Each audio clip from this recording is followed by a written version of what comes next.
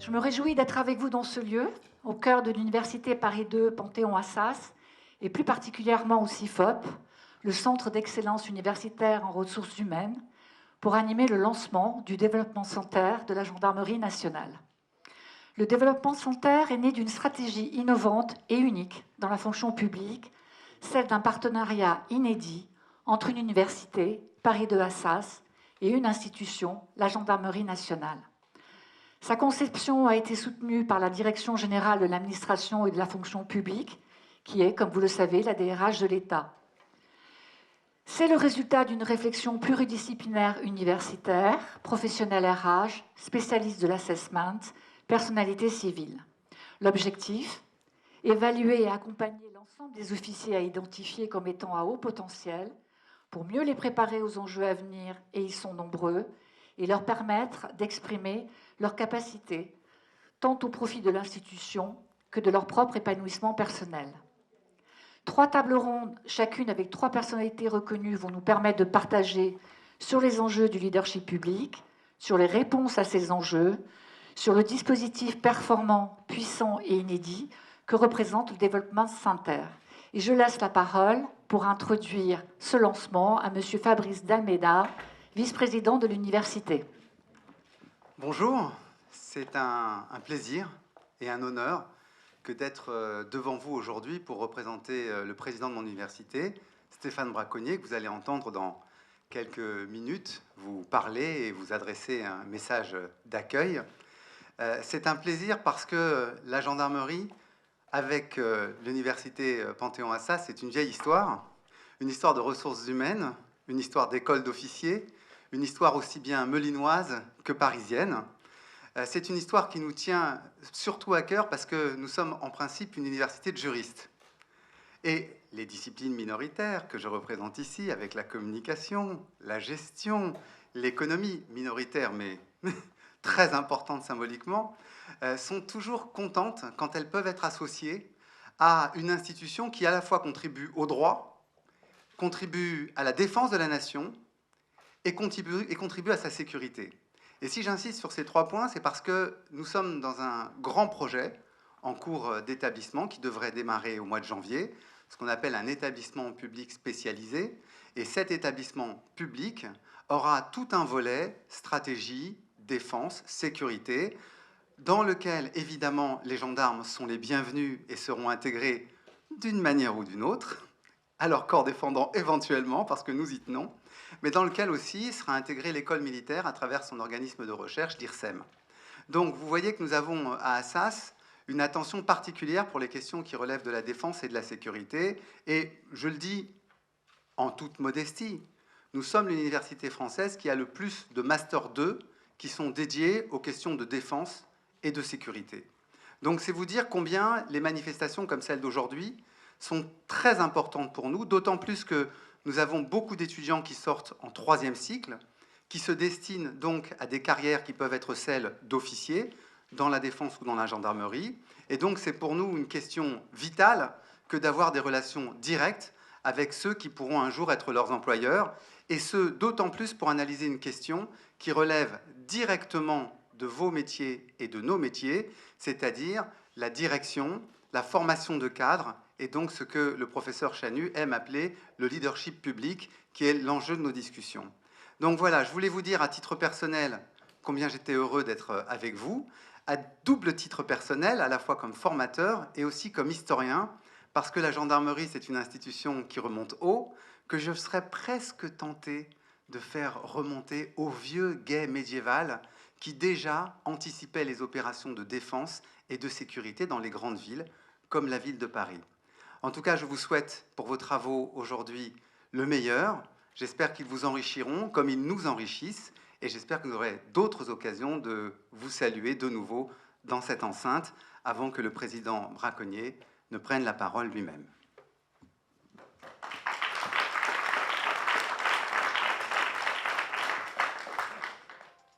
Je suis très heureux, en tant que président de l'université Panthéon-Assas, de vous adresser ces quelques mots à l'ouverture de cet événement destiné à lancer la première étape d'un projet fondateur entre l'université Panthéon-Assas et la gendarmerie nationale, dans le domaine du leadership public et de l'évaluation des hauts potentiels.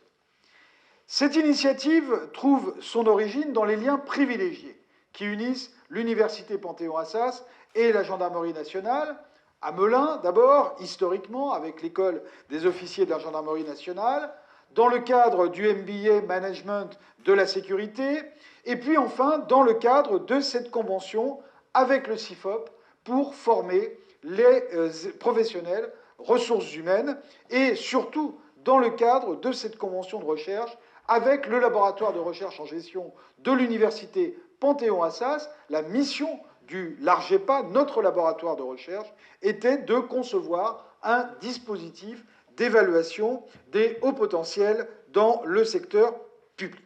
Et donc, le partenariat qui est inauguré aujourd'hui est directement issu de ce lien original, de ce projet original, qui a associé d'un côté des chercheurs du laboratoire de recherche en gestion de Panthéon-Assas et la mission des hauts potentiels de la gendarmerie nationale. Le sujet du leadership public est aujourd'hui un terrain d'étude et un sujet opérationnel extrêmement important, et c'était jusqu'à présent le quasi-monopole d'un certain nombre de cabinets très spécialisés. Nous avons montré, avec la gendarmerie nationale, toutes les ressources dont disposait l'université en général et l'université Panthéon-Assas en particulier dans ce domaine, et je dois dire qu'il y a ici une véritable audace dans le dispositif tel qu'il a été pensé, structuré par ses promoteurs avec la gendarmerie nationale qui, dans ce domaine-là, a fait un choix audacieux, un peu à contre-courant, il faut bien le dire, de coopérer si étroitement avec l'université et de s'appuyer sur l'expertise de certains réservistes pour réinternaliser en partie le dispositif. Je voudrais donc vous souhaiter à toutes et à tous d'excellents travaux, former des vœux très sincères de succès pour ce partenariat et, pour terminer, remercier très chaleureusement le général Armando de Oliveira et ma collègue, le professeur Véronique Chanu, d'avoir fait preuve d'autant de dynamisme dans la mise en œuvre de ce projet et dans l'organisation de cette journée. Monsieur Fabrice Almeida, vice-président de l'université. Monsieur Florian Blasi, directeur adjoint de la DGAFP. Madame la préfète, cher Michel, cher Armando. Madame le professeur, chère Véronique, on ne se quitte pas en ce moment. Cher Frédéric Boudier, le chef de la mission des hauts potentiels. Cher Patrick Gérard, cher François Casal. Il y a beaucoup de chers, mais ça dit aussi l'émotion qui est la mienne aujourd'hui face à un projet que j'ai vu apparaître et qui aujourd'hui, j'allais dire qu'on aurait signé pour beaucoup moins quand on s'est engagé là. Et puis Véronique, Armando, vous avez finalement su créer une dynamique extraordinaire dont je vais très vite reparler. Chers amis, cher François Casal, excuse-moi François si je ne l'avais pas dit, chers amis de l'Université Paris de Assas, de la DGFP et de nos partenaires publics et privés, chers assesseurs, mesdames et messieurs, chers amis. Il y a une question classique que l'on se pose, forcément quand on est officier de gendarmerie, bon, nous ne sommes pas les seuls à nous la poser, qu'est-ce qu'un chef et surtout qu'est-ce qu'un bon chef? Alors, évidemment, la réponse aujourd'hui à cette question n'est pas tout à fait la même que celle qu'elle a pu être il y a 50, 20 ou même 10 ans. Vous connaissez tous la fameuse boutade de Jacques Chirac qui disait qu'un chef, c'est fait pour cheffer. C'est vrai, mais tout dépend ce que l'on entend par cheffer. Alors, bien sûr, d'un côté, il y a les fondamentaux du commandement, des invariants dans l'exercice de l'autorité, la hiérarchie, la discipline, l'exemplarité, le sang-froid, la responsabilité, l'endurance, la résilience, la solidité. Mais notre environnement de travail a changé. Les défis et les menaces évoluent en permanence, les attentes de la population et des élus également, de même que la sociologie et les attentes de nos gendarmes. Pour revenir à ces derniers, ils souhaitent davantage de transparence, de rapidité, de suivi et de traçabilité, d'accompagnement et de réponse individualisée. La fameuse génération Z qui arrive chez nous. Et la gendarmerie doit donc continuer à se transformer pour s'adapter à ces évolutions. L'innovation a toujours été au cœur de notre institution, qu'elle soit technologique, mais plus largement dans notre fonctionnement, notre manière de travailler et donc aussi dans notre gestion des ressources humaines et du management. C'est tout le sens et l'objectif de notre stratégie GEND 2024 de transformation de la gendarmerie. Au cœur de cette stratégie, il y a l'humain, la population, bien évidemment, mais aussi les gendarmes eux-mêmes, au nom d'une symétrie des attentions, bien comprise, notamment ici. C'est le pilier 2 de notre stratégie GEND 2024, mieux travailler en s'engageant ensemble et en confiance. Car le gendarme est le premier moteur de l'action et de la performance. C'est aussi notre principale richesse. Et avec un objectif majeur, des gendarmes heureux dans leur vie professionnelle et adéquats à leur mission. Alors ça passe par une gestion RH rénovée, simplifiée, avec une meilleure prise en compte des attentes de chacun, la valorisation des parcours de carrière, la préparation aux enjeux d'avenir, ou encore le développement et l'accompagnement des cadres et des hauts potentiels. C'est le rôle de notre mission des hauts potentiels, dont je veux saluer l'action sous l'autorité du général Frédéric Boudier. Tout ceci nous conduit donc à l'événement qui nous réunit aujourd'hui, l'inauguration de notre tout nouveau Development Center. Alors, je suis très heureux et très fier d'être là cet après-midi avec vous pour lancer cet instrument tout à fait novateur. Après 3 années d'expérimentation, nous avons décidé de passer à la vitesse supérieure en internalisant en grande partie la démarche.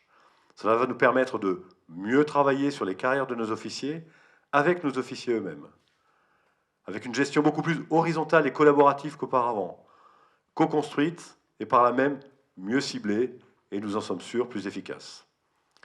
Depuis janvier, une première promotion de 85 officiers a déjà pu en bénéficier, avec d'ores et déjà d'excellents retours. Car l'idée, c'est de faire sur mesure, de la haute couture, et non plus du prêt-à-porter. Le Development Center, c'est en effet un outil d'évaluation et d'accompagnement de nos officiers repérés comme haut potentiel. Repérés comme haut potentiel notamment parce qu'ils sont lauréats du concours de l'enseignement supérieur du second degré, ce que l'on appelait, il y a encore pas très longtemps, le concours de l'école de guerre, qui ouvre d'ailleurs à une scolarité soit à l'école de guerre, soit une scolarité alternative de haut niveau, en particulier dans le monde de l'université.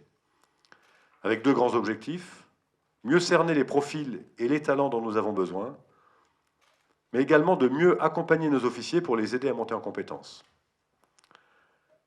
Aussi, avec nos partenaires, nous avons ainsi défini une matrice d'observation construite autour de 3 grands domaines clés, le sens politique, l'incarnation et la transformation, et d'une douzaine de compétences que nous considérons comme essentielles et constitutives du leadership public aujourd'hui. En ce sens, plusieurs outils ont été élaborés pour évaluer nos jeunes officiers de la manière la plus fine possible. Pour garantir la rigueur du dispositif, d'ailleurs, nous avons créé un comité scientifique de 14 membres, universitaires, professionnels de l'évaluation et des ressources humaines. Et ce comité sera installé le 26 novembre prochain, sous la présidence d'Armando de Oliveira, qui est notre DRH à nous, que je salue. Ce Development Center, c'est par nature une dynamique partenariale. C'est ce qui fait là sa richesse, son originalité. Et c'est aussi, nous en sommes certains, ce qui va garantir son efficacité. Et donc, je suis essentiellement là pour remercier tous les acteurs qui ont été impliqués, les équipes de la direction des personnels militaires et de la mission des hauts potentiels, et l'ensemble de nos partenaires qui nous ont aidés à concevoir et à mettre en œuvre ce projet. En premier lieu, bien sûr, l'Université Paris 2 Panthéon-Assas et son centre interdisciplinaire de formation à la fonction personnelle, CIFOP, avec tout particulièrement le laboratoire de recherche en sciences de gestion, l'ARPEGA. Sous l'impulsion décisive de son directeur, Véronique Chanu, le LARPEGA a en effet joué un rôle important dans la naissance de ce Development Center, et il lui apporte aujourd'hui la rigueur scientifique qui est essentielle. La DGAFP a soutenu notre projet dès le début et a accompagné son développement, notamment par un important soutien financier au titre du Fonds d'innovation RH, mais pas seulement. Nos partenaires, issus du secteur privé, je pense au cabinet Mazars et Delphine Paulet, spécialiste de l'Assessment Center, ainsi que le cabinet Manitude, qui a participé à la formation des assesseurs. Je n'oublie pas non plus l'ensemble de nos partenaires de l'administration, de notre ministère, la mission cadre dirigeant interministérielle, le secrétariat général de notre ministère, la DEMAT, la DRH du ministère, qui ont marqué leur intérêt pour notre projet et qui nous ont accompagnés. Enfin, je vais remercier aussi nos 62 réservistes citoyens et opérationnels qui jouent un rôle essentiel, celui de ces fameux assesseurs que j'ai déjà mentionnés. C'est une pépite, cette réserve citoyenne et opérationnelle. Et pour être clair, sans elle et sans eux, on n'aurait rien fait et on ne ferait rien. Donc, sous la supervision de la mission des hauts potentiels, il leur revient de mettre en œuvre les outils et les scénarios qui ont été proposés aux officiers, tout en les observant à travers le prisme des 12 critères retenus. Merci pour votre implication irremplaçable, pour votre enthousiasme et tout ce que vous apportez au Development Center par votre regard bienveillant, mais rigoureux et éclairé par la richesse de vos expériences et de vos parcours de cadres dirigeants. Sans vous, je le disais, il n'y aurait tout simplement pas de Development Center. Les barrettes et les étoiles ne règlent pas tout, loin s'en faut, y compris dans un milieu militaire. Contrairement d'ailleurs à ce que l'on pourrait croire. Parce que le commandement n'est pas inné. Il s'acquiert, il s'apprend, il se travaille. Même si, bien entendu, certains peuvent avoir des prédispositions. Commander, c'est un savoir-faire en soi, tout autant qu'un savoir-être. Dans une société qui voit les leaders publics confrontés à des enjeux inédits, lesquels viennent bouleverser les champs d'attribution, le Development Center constitue donc une réponse. Elle permet de poser les bases d'une réflexion actualisée autour de la notion même de leadership public. Par là même, le Development Center permet aussi de répondre aux objectifs fixés par le président de la République en avril dernier lors de la convention managériale de l'État. Parce que nos futurs cadres apprennent à mieux se connaître, enrichissent leur ouverture d'esprit, et pour qu'ils développent toujours plus la compréhension des enjeux, les capacités d'écoute et le goût d'innovation. En définitive, c'est un cercle vertueux. Plus nous donnons du sens à l'action, aux missions et aux carrières, plus nous individualisons les parcours en tenant compte des aspirations de chacun, plus nous valorisons les gendarmes et l'officier, et plus celui sera inventif et efficace dans son engagement. Par là même, mieux les usagers seront protégés et plus ils seront satisfaits. Un dernier mot sur cette relation qui nous lie avec cette belle université. Effectivement, cette relation s'est construite au fil des ans, elle s'est intensifiée, elle s'est densifiée. Vous n'aurez pas besoin de nous forcer pour que nous contribuions, ou que nous participions, que nous soyons à vos côtés pour la suite. Moi, je sais d'où on vient, ça fait 35 ans que je suis dans la maison, je sais aussi la relation ou la faible relation qu'on a pu avoir, notamment quand j'ai commencé ma carrière. Moi, je pense qu'aujourd'hui, on a compris, nous, il fallait être capable d'avoir une capacité d'introspection au fil du temps. On a compris aussi que des compétences, on était entouré de compétences. Ici, on parlait du MBA tout à l'heure avec Véronique. Les compétences, elles sont là. C'est des compétences de très, très haut niveau. Il est évident que si nous voulons être meilleurs au profit de la population que nous devons protéger, c'est vraiment notre première mission. Pour cela, il faut qu'on soit individuellement et collectivement les meilleurs possibles. Et je pense que l'université, et notamment ici, vous nous permettez de le faire avec des cadres que nous pouvons faire grandir. C'est aussi l'une de nos missions, nous, les cadres dirigeants de la maison. Et vous nous permettez de faire des choses qu'on ne ferait pas tout seul. Donc je voulais vraiment vous en remercier du fond du cœur. Je le dis aussi pour les plus jeunes, que c'est pas la vraie vision que j'avais quand j'étais jeune, et j'avais tort. Je pense vraiment qu'aujourd'hui, cette dynamique-là, il faut vraiment qu'on continue, qu'on aille de l'avant, qu'on la renforce, et qu'on continue à participer. Vous nous apportez des choses qu'on n'ira pas chercher ailleurs, qu'on ne pourra pas trouver ailleurs. Et pour tout cela, je vous en remercie. Merci beaucoup.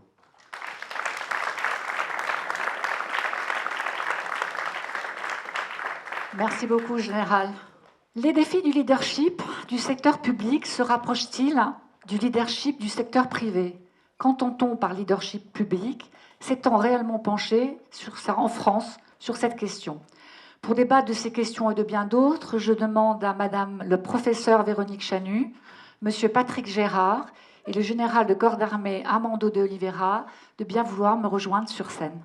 Madame le professeur, agrégé des facultés de droit et de sciences économiques, vous êtes professeur de sciences de gestion à l'université Paris 2 Panthéon-Assas.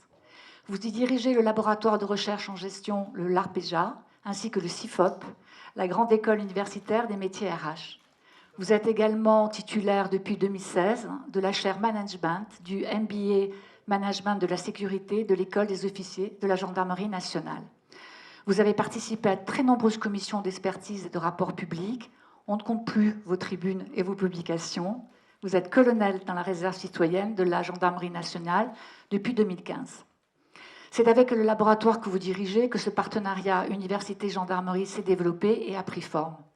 On l'a dit, ce rapprochement université-administration est déjà en soi une innovation. Chère Madame, quel est l'état de la recherche en France en matière de leadership public? Cette question suscite-t-elle l'intérêt des chercheurs, des universitaires? Et pourriez-vous nous éclairer sur la genèse du dispositif que nous inaugurons aujourd'hui? Bien, effectivement, ce dispositif que nous inaugurons aujourd'hui dans la Maison des sciences de gestion illustre sans doute ce que sont les sciences de gestion, des sciences très tournées vers l'action managériale, très tournées vers les décideurs. Ce ne sont pas des sciences confinées, ce sont des sciences qui sont de plein pied avec la réalité. Et ce dispositif illustre très bien les nouvelles manières de faire de la recherche en gestion, un dispositif coopératif.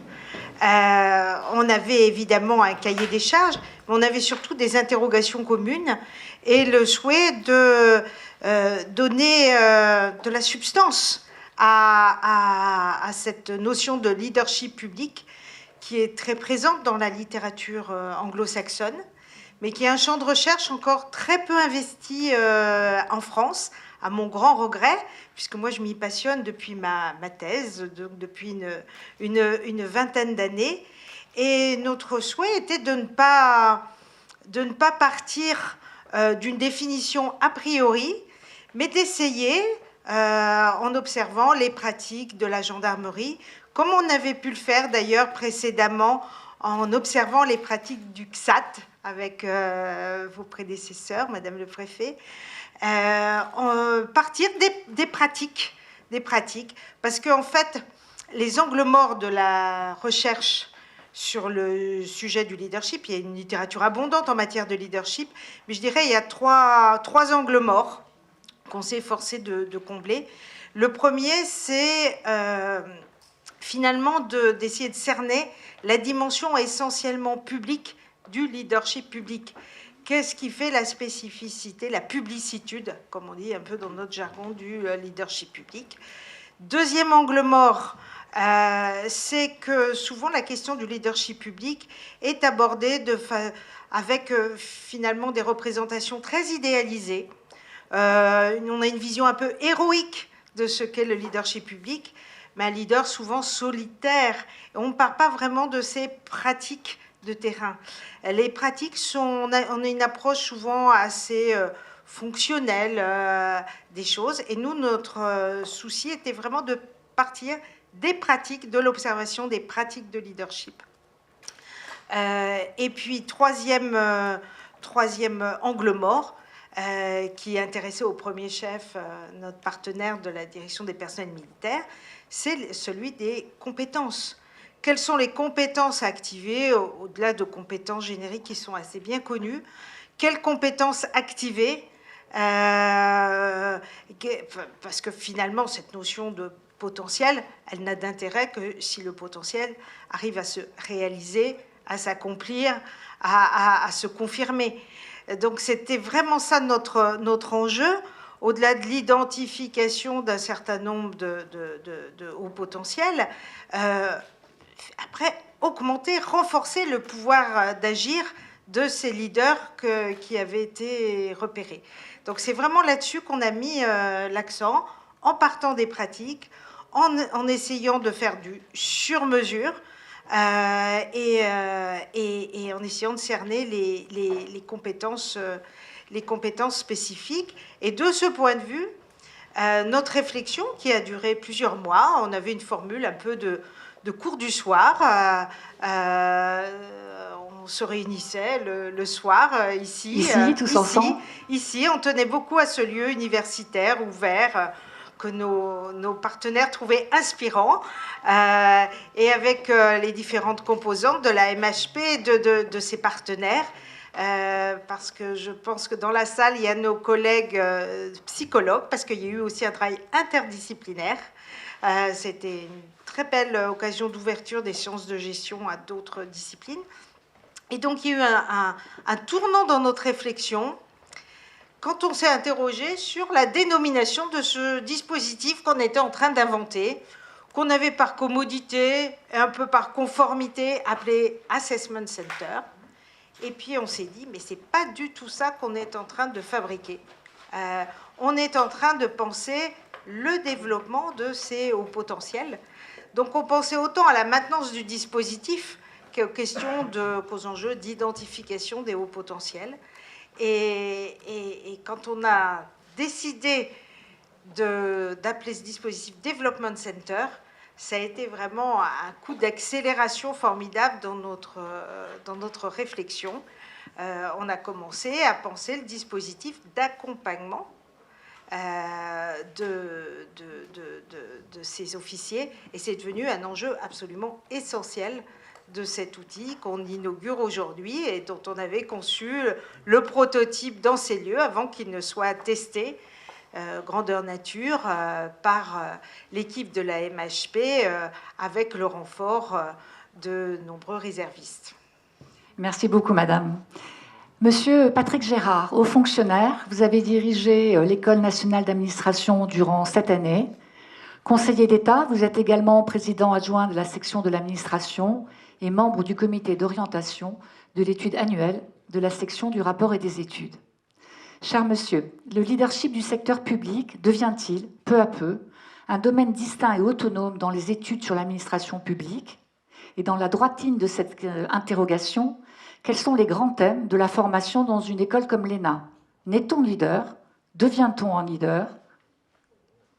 Je ne sais pas si on est leader, je ne crois pas d'ailleurs. Parce qu'on peut être leader sur quelque chose sans l'être sur d'autres choses. Donc le leadership, c'est d'abord une affaire de circonstances. Il y a des circonstances qui font que se dégage un leader. Et d'ailleurs, personne, même à Cuba, quand on disait le leader Maximo, c'était la presse qui l'avait appelé comme ça. Donc ça veut dire que même la presse, un peu tenue peut-être, avait choisi de l'appeler par ce nom. Donc c'est jamais vous qui vous présentez en disant « moi je suis un leader ». En tout cas, je trouve que ce serait faire un peu œuvre de prétention. Donc, un leader, il se révèle à travers les circonstances, sur un projet donné. Sur un projet donné et avec un temps limité. On ne peut pas être leader pour l'éternité, on ne peut pas dire voilà. Et donc, on a un projet, il faut l'accomplir. Ce projet, il faut lui donner du sens. C'est-à-dire qu'il faut être capable de montrer qu'il y aura des résistances, qu'on saura les dominer. La capacité de résistance est, à mon avis, tout à fait importante. Quand on pense à De Gaulle, c'était un leader de la France libre qui s'appuyait sur la résistance. D'ailleurs, ces mots-là avaient évidemment un sens tout à fait éminent. Et puis, c'est quelqu'un qui est capable de mettre en œuvre des solidarités humaines tout à fait importantes. Vous n'êtes pas leader si vous n'entraînez pas les gens. Vous n'êtes pas leader si vous ne créez pas entre les personnes une affectio societatis, comme le disent les professeurs de droit, très forte pour qu'ensemble, elles réussissent un projet. Et donc, je ne crois pas qu'on est leader. On le devient sur un projet particulier parce qu'on est reconnu comme cela par les autres. Et on ne le fait que si on est soi-même convaincu de l'idée. On ne peut pas être leader sur quelque chose auquel on croit qu'à moitié. Il faut vraiment croire à des choses. Et vous avez été leader en créant ce centre de développement. Donc on voit ce que c'est qu'un leader.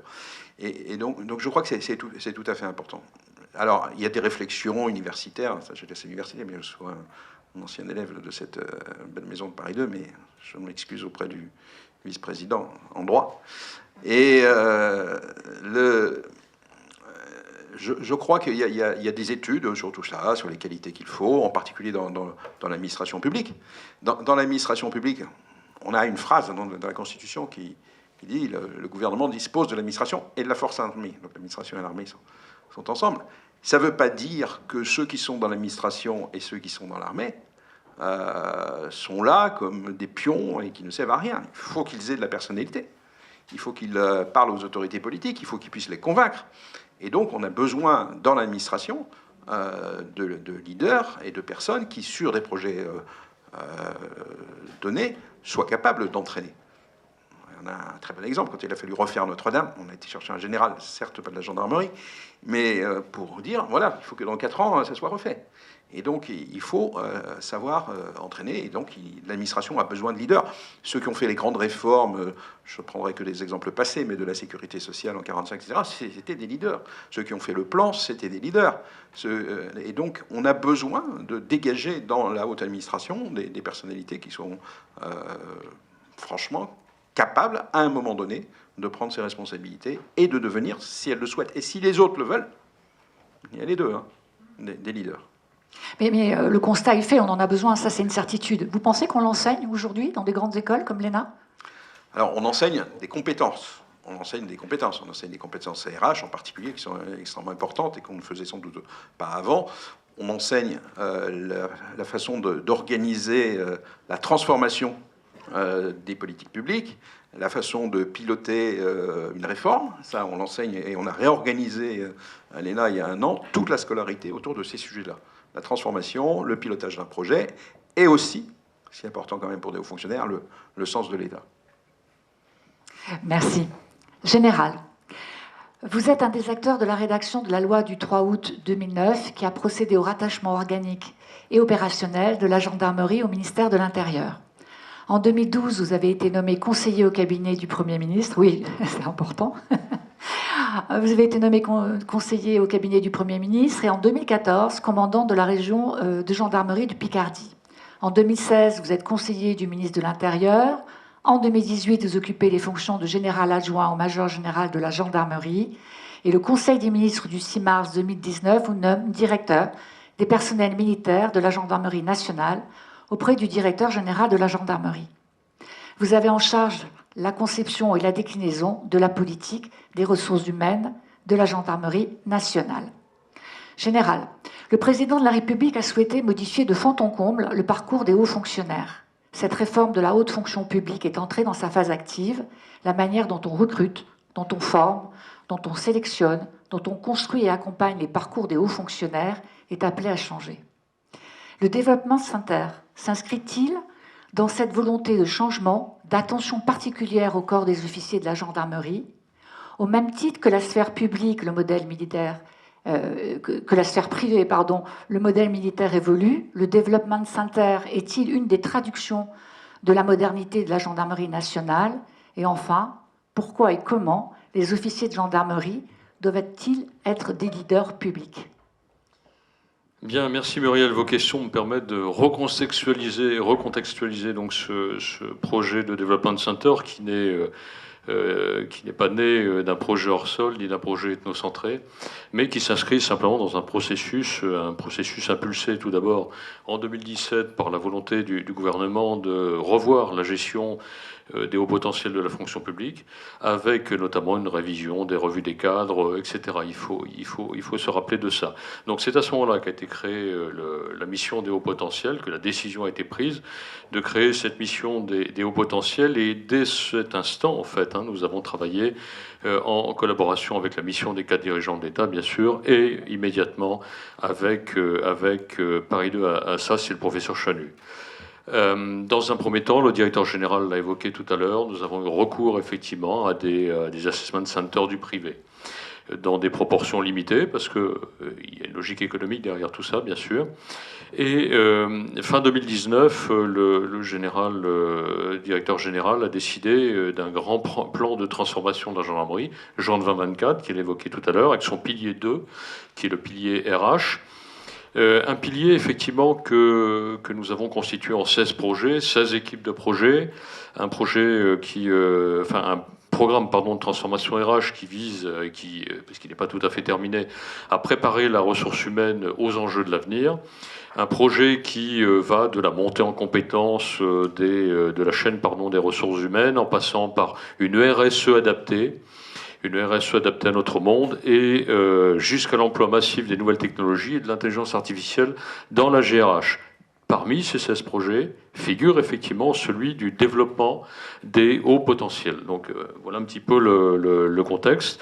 Je ne vais pas m'appesantir sur les objectifs, le directeur général l'a dit dans son propos introductif. Le rapprochement avec le CIFOP nous a permis effectivement de réorienter la vision que nous avions à l'origine en 2017 de ce que pouvait être cette mission de haut potentiel et du recours à cette méthode de l'assessment.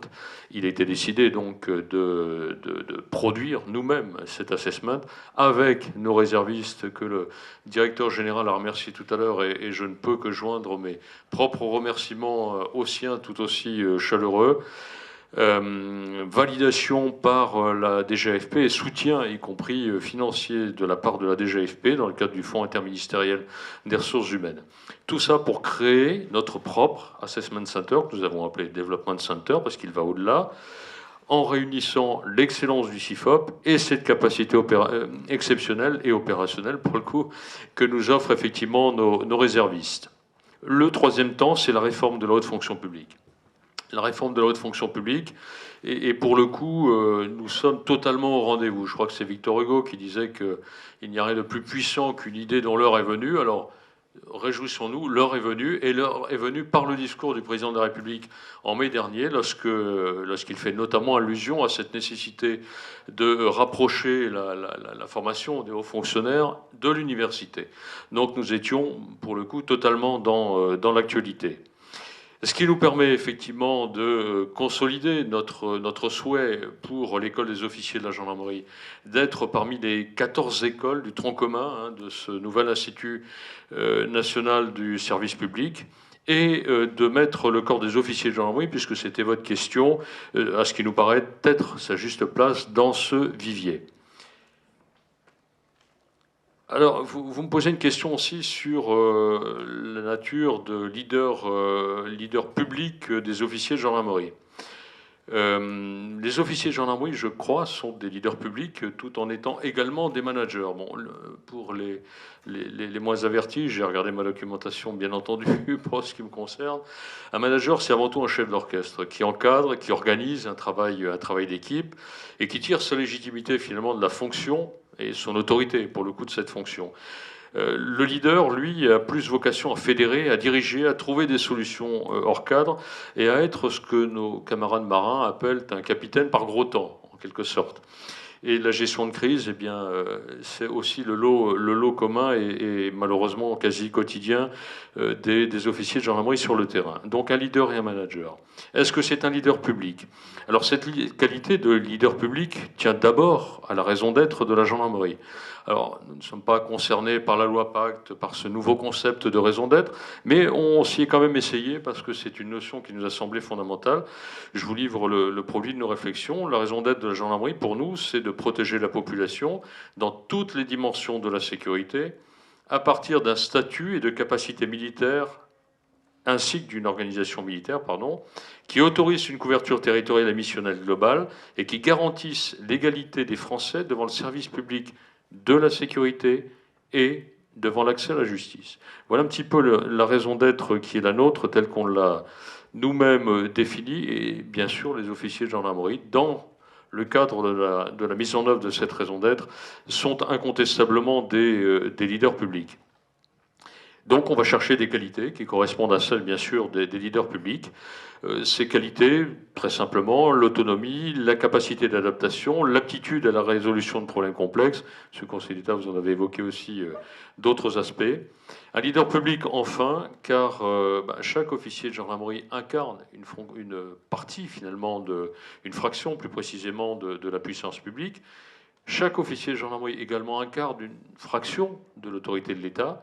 Donc, le directeur général l'a dit en introduction, on va chercher chez nos hauts potentiels un sens politique, une capacité à incarner et une aptitude, surtout, à la transformation. Voilà ce que je pouvais vous dire en réponse à vos questions. Merci, Général. Vous avez répondu parfaitement. Madame le professeur, Monsieur le Général, je vous remercie beaucoup pour cette première table ronde.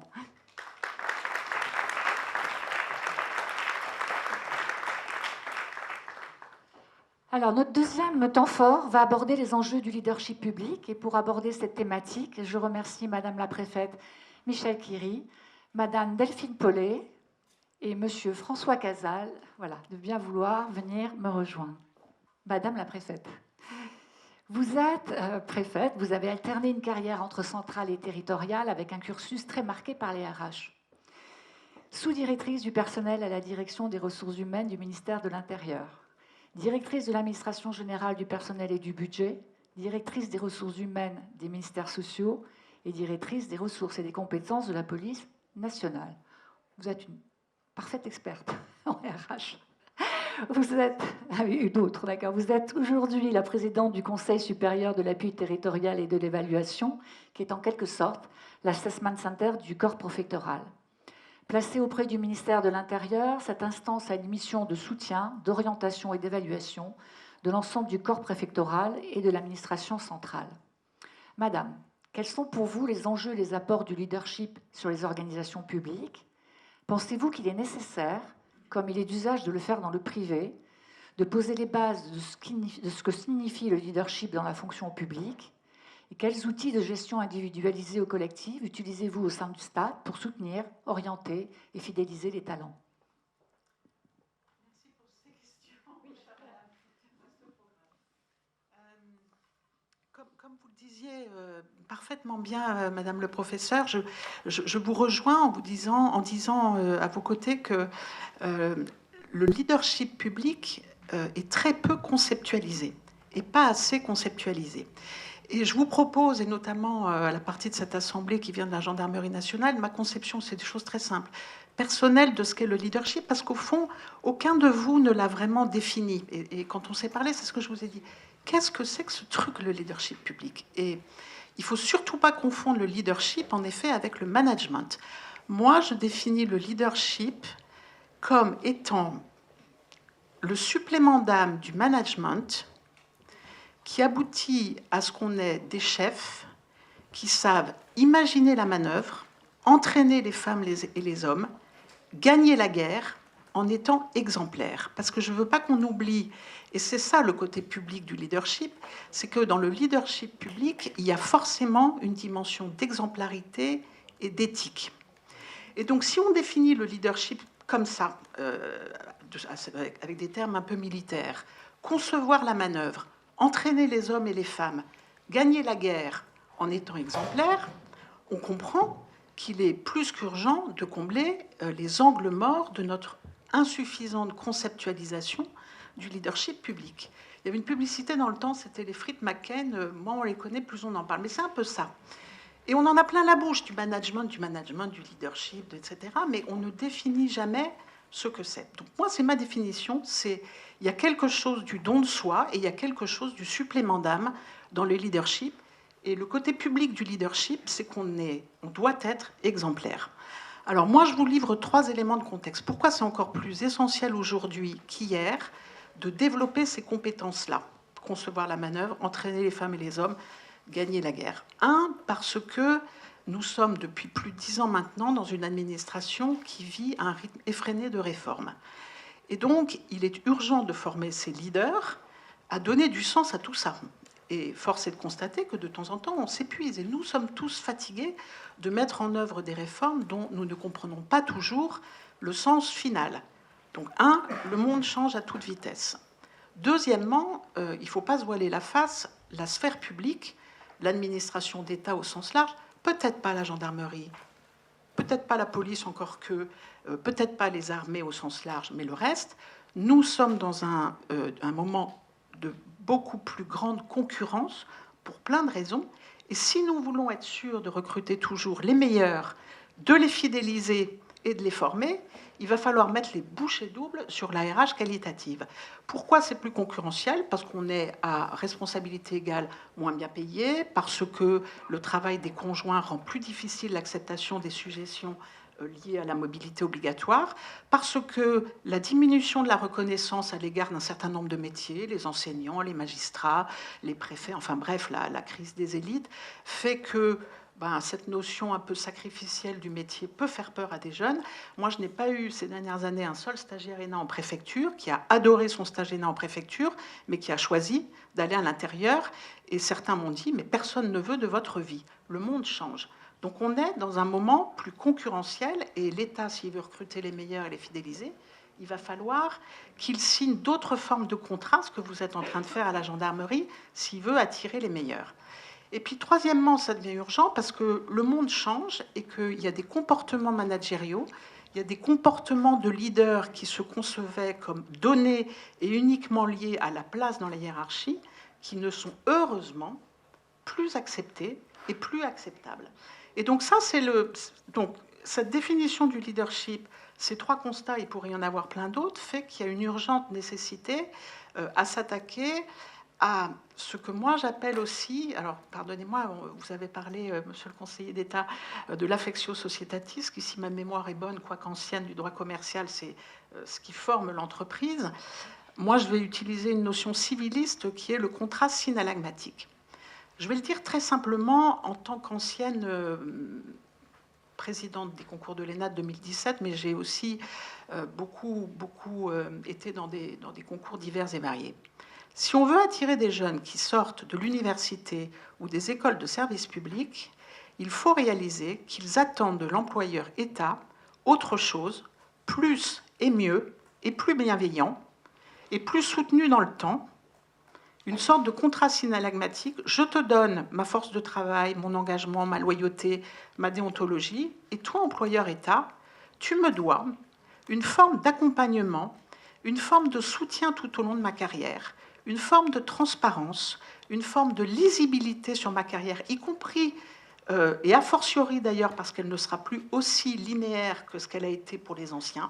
Tu dois me dire la vérité, toi, employeur, et à cette condition-là, une fois ce contrat synalagmatique formé, alors on avancera main dans la main. Et je suis profondément convaincue, peut-être aussi parce que j'ai été DRH de la police, de la pertinence de cette notion de contrat moral qu'on passe, a fortiori dans les univers professionnels à très forte suggestion, comme l'est celui de la gendarmerie, mais aussi celui des préfets, et aussi d'autres choses. Alors, pourquoi donc il faut investir plus? Je viens de le dire. Comment on investit plus? Alors, on investit plus dans l'assessment. Alors, l'UXAT, qui fête ses 15 années, fait du mentorat, de l'évaluation et demain du coaching.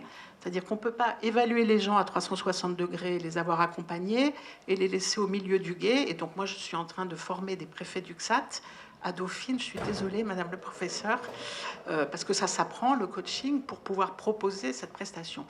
Et moi, je pense que ça, c'est une RH qualitative qui est insuffisamment, là aussi, conceptualisée et banalisée, inscrite vraiment dans le cours de carrière. Donc ça, c'est des outils. Il y a tout ce qui tourne évidemment autour de la formation, une formation conçue non pas comme la formation pour les nuls, mais la formation élément clé d'adaptabilité des compétences aux exigences nouvelles du service public. Il y a tous les processus et les outils de repérage des potentiels et de l'accompagnement, et ne pas oublier tout ce que peut apporter la diversité. La diversité, c'est pas une vertu, c'est pas dire il faut faire de la place aux femmes, aux personnes handicapées, ceci, cela. Ça serait vraiment dommage de passer à côté de talents simplement parce qu'ils sont différents. C'est ça, hein, la vraie notion de diversité. Ne passons pas à côté de talents sous prétexte que... Et puis, je me risque aussi à une dernière hypothèse comme outil dont personne n'a parlé jusqu'à présent, mais qui est, est-ce qu'on peut imaginer aussi de tester tous ces outils et les résultats qu'ils donnent sur les futurs leaders auprès des gens qui sont cheffés? Est-ce qu'on peut imaginer une autre forme de dialogue social que le dialogue social de posture qui est celui de la sphère publique? Est-ce qu'on peut imaginer de développer avec beaucoup d'honnêteté et de transparence tous ces outils, baromètre social? Qu'est-ce qu'ils en pensent, les gens de ces leaders-là? Est-ce qu'on peut faire suffisamment confiance aux gens qui sont encadrés pour qu'ils donnent, et à leurs représentants, pour qu'ils donnent un retour? Est-ce qu'on peut avancer main dans la sphère publique pour produire à minima dans la sphère publique cette cohésion sociale qui n'est pas toujours présente dans nos rangs et qu'on appelle si fort de nos voeux à l'égard du monde? Donc voilà, je pourrais en parler des heures, mais je pense que les outils, on les a, mais que ce qui manque aujourd'hui, c'est précisément ce que vous faites, et ce que vous faites avec la gendarmerie, c'est une conceptualisation de tout ça. On ne fait de bonne RH que si on la conceptualise. Et conceptualiser, c'est quelles sont nos forces, quelles sont nos faiblesses, Quelles sont nos victoires collectives? Quels sont nos objectifs? Quelle guerre voulons-nous gagner? Quel type de management voulons-nous promouvoir? Et ça, c'est des questions qui sont le cœur du réacteur de la modernisation du service public et donc du service aux citoyens, et qu'on ne pose jamais dans notre monde public sous l'angle des valeurs. Et je crois qu'il faut commencer par cette conceptualisation et que la mise en œuvre de tous les outils que j'ai cités viendra par surcroît. Pardonnez-moi, j'ai été trop longue. Merci, et merci madame. J'avais beaucoup aimé notre première conversation. Je vous remercie pour la sincérité et l'exigence de vos propos. Nous espérons tous que dans ce monde en profonde transformation, nous trouverons les super hommes et les super femmes, les héros, qui correspondent un peu. Ça représente beaucoup d'exigences et beaucoup de dons de soi. Et dans ce monde en profonde transformation, j'espère qu'on les trouvera. Donc on va parler de cela notamment avec Delphine Paulet, qui est docteur en sciences de gestion et leadership organisationnel. Vous faites partie de la direction relations humaines du groupe Mazars. Vous y êtes également la référente pour les coachings des hauts fonctionnaires de la fonction publique. Vous dirigez aussi un cabinet d'expertise. Vous êtes une des principales actrices reconnues de l'assessment en France. Et vous avez collaboré avec la mission des hauts potentiels de la Gendarmerie nationale sur la réflexion préalable au Development Center, sur son design opérationnel. Vous avez participé également à la formation des plus de 60 réservistes citoyens, assesseurs du processus. Alors, madame, je vais vous demander ce que vous retenez de cette expérience et de cette collaboration. Et au vu aussi de votre expertise, est-ce que pour vous, le leadership du secteur public est réellement différent du leadership du secteur privé? Ce qui va compléter les propos de madame la préfète, j'imagine. Alors, je ne suis pas une experte du leadership public. Donc, je ne vais pas parler en tant qu'experte, mais en tant que praticienne. Je suis comme vous, une praticienne. Par ailleurs, je pense, oui, je travaille avec des leaders du secteur public, mais il y a aussi des sujets qui sont organisationnels. Et là, en travaillant avec la DGGN, j'ai un certain type de leader qu'on va rechercher et que je rencontre de toute façon quand je me rends sur place. Donc je pense qu'il y a cette petite différence à souligner. Il n'y a pas un leadership public. Par contre, il y a une constante dans le leadership public, et vous venez tous d'en être témoins. Vous avez vu la passion, l'engagement de Madame la préfète. Et en fait, ça, vous le retrouvez systématiquement. Que je travaille là, que je sois avec des dirigeants de la mission 4 dirigeants ou que je sois avec la MHP, j'ai été toujours bluffée par ce qui est décrit dans la littérature. Quand vous regardez, alors malheureusement en France, on est encore un petit peu juste, mais il y a beaucoup de publications internationales.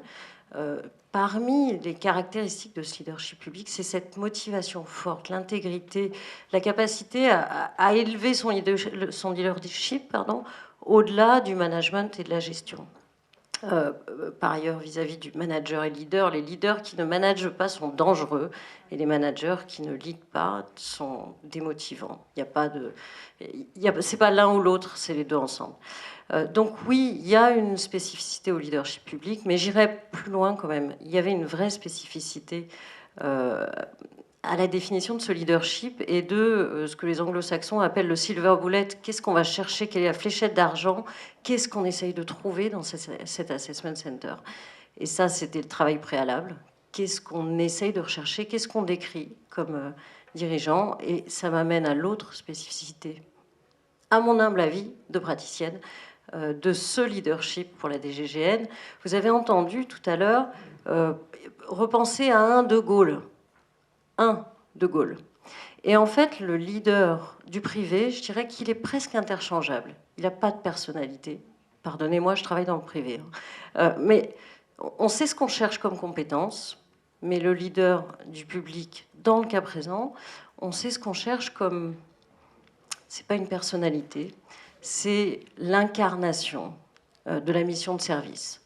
Et alors là, quand vous êtes un spécialiste de l'assessment et qu'on vous dit Delphine, il doit incarner, oui, il doit porter une vision, et tout ça, c'est des choses qui sont presque spirituelles, mais qui sont fondamentales dans ce leadership. Et que, dans le cadre d'un assessment center, il faut savoir décrire, décortiquer en termes de comportement pour pouvoir le détecter réellement et avoir quelque chose de fiable. Merci, madame. Monsieur Casal, cher monsieur, vous êtes professeur adjoint à HEC, Paris, chargé d'enseignement à l'ESSEC et président d'un cabinet de conseil en stratégie fondé en 1998. Vous êtes un spécialiste de la transformation numérique des organisations et de la valorisation des données, auteur de nombreux ouvrages et de plusieurs articles dans la revue de la Gendarmerie nationale et le Trèfle, par exemple. Titulaire de la médaille de la Gendarmerie nationale, colonel de gendarmerie de réserve opérationnelle spécialiste, vous êtes également membre du cabinet du directeur général au pôle stratégie et prospective. Alors comment, selon vous, la réponse aux enjeux du leadership se manifeste-t-il au sein de la gendarmerie et plus particulièrement dans le plan Jeune 2024 ? Comment le Development Center répond-il aux nouveaux objectifs missionnels, cyber, environnementaux, sanitaires des futurs cadres dirigeants de la gendarmerie? Merci Muriel, et très heureux d'être dans ce cadre avec mes collègues professeurs en sciences de gestion. Comme vous l'avez noté, en fait, et le directeur général l'a introduit dans son propos liminaire, un projet stratégique qui ressemble vraiment à ce qu'on appellerait dans le monde du privé un plan stratégique, Jean 2024, a défini une vision originale, singulière et tout à fait spécifique du moment que nous vivons, Jean 2024. Et donc de ce plan stratégique, dont je dirais quelques mots, 4 points clés, à mon sens, ressortent pour le leader officier de gendarmerie à haut potentiel. Alors un premier point, je ne reviens pas sur le chef sachant cheffer, mais sur le chef militaire, avec une caractéristique, je rejoins vos propos, Madame la Préfète, très singulière du leader gendarme vis-à-vis d'autres leaders dans d'autres sphères, qui est celui, d'une gestion de l'incertitude. Le gendarme, il n'intervient que dans des contextes de très grande incertitude, avec quelque chose qui est réservé à très peu de professions, avec un risque, dont un risque physique, pour aller, l'histoire récente nous l'a démontré, jusqu'au sacrifice de soi-même. Donc là, il y a une singularité très particulière de la gestion d'une incertitude absolue dans un moment de grand risque, dont risque personnel. Alors, par rapport à cette introduction liminaire, nous, il y a 3 points qui me semblent décisifs pour ce leader gendarme et qui doivent faire peut-être l'objet de mise en situation dans le Development Center. Un premier, moi j'aime bien partir aussi des définitions, je vais vous en proposer une, je pense qu'elle est complémentaire à ce qui a été dit. C'est une définition qui est celle très simple de mon collègue Gérald Carsanti, qui est président de SAP France et également prof de leadership à HEC. Il dit un leader, c'est quelqu'un qu'on a envie de suivre. Et alors pour qu'on ait envie de suivre un leader, il y a une condition essentielle qui est, monsieur le conseiller d'État l'a indiqué, donner du sens à l'action. Alors le sens à l'action, c'est déterminant puisque le leader gendarme, ça doit être un leader stratège. Alors le leader stratège, d'abord, il doit être pédagogue de la vision de la gendarmerie, et cette vision, elle intervient dans un moment singulier où un nouvel objectif missionnel a été fixé dans Jean 2024. Historiquement, la gendarmerie a 3 objectifs missionnels, classiques depuis longtemps. La sécurité du quotidien, c'est vraiment la chose la plus connue de la gendarmerie. La sécurité des mobilités, hein, parce qu'on gère une très grande partie du territoire, la moitié de la population, mais presque 95% du territoire géographique. La sécurité en temps de crise. Et là, en 2019, hein, le projet a été présenté dans l'institution à la fin de l'année 2019, on a une 4e mission, un objectif missionnel, nommé sécurité des nouvelles frontières. Alors cette sécurité des nouvelles frontières embarque 3 thèmes, la sécurité cyber, la sécurité sanitaire, la sécurité environnementale. Nous sommes donc dans un moment très singulier de l'institution, de transformation profonde, avec l'ajout de missions nouvelles dont les leaders doivent contribuer à la transformation de l'institution. Donc ça, c'est un point clé du leader gendarme, c'est concrétiser, accompagner la transformation de quelque chose qui est vraiment une transformation quantique de l'institution. J'ajoute qu'il y a une 2e dimension, et je vois beaucoup de mes camarades d'active qui ont vécu ces moments-là. En fait, le leader doit aussi définir au plan local la stratégie de son unité. Alors ça commence assez tôt en gendarmerie, puisque le commandant de compagnie et évidemment le commandant de groupement, qui serait le directeur départemental gendarmerie, doit définir son plan stratégique qui doit coller à la réalité sociologique, géographique et aux spécificités de son territoire. Donc ça, c'est un point qui est très important. Chef militaire, avec la caractéristique que j'ai indiquée. Stratège, à la fois messager de la vision générale de l'institution et puis stratège du quotidien. Puis après, il y a deux autres dimensions sur lesquelles j'aimerais insister, qui sont vraiment très importantes dans le Jean 2024. Un sujet qui est l'innovation. Je pense que Armando de Oliveira, le général de Oliveira, a vraiment insisté sur ce point, ainsi que le général Rodriguez. Aujourd'hui, il y a vraiment une priorité très très forte de l'institution pour le développement de l'innovation. Alors pas une innovation pour l'innovation, une innovation pour accompagner la transformation, pour créer des nouveaux services sur mesure de sécurité, pour alléger la charge du gendarme. Je vous rappelle qu'un point clé lapidaire peut-être de la déclaration du président de la République lors du Beauvau de la sécurité, c'était remettre les bleus sur le terrain, bleus des deux entités du ministère de l'Intérieur. Un des sujets, c'est alléger la charge administrative pour que les gendarmes soient au plus proche de leur population. Donc l'officier leader à potentiel, il doit être un innovateur et surtout, il doit favoriser l'innovation. Il doit permettre à ses collaborateurs, à ses militaires de carrière ou de réserve, de faire émerger des idées qui ensuite vont pouvoir être utilisées par la totalité de l'institution.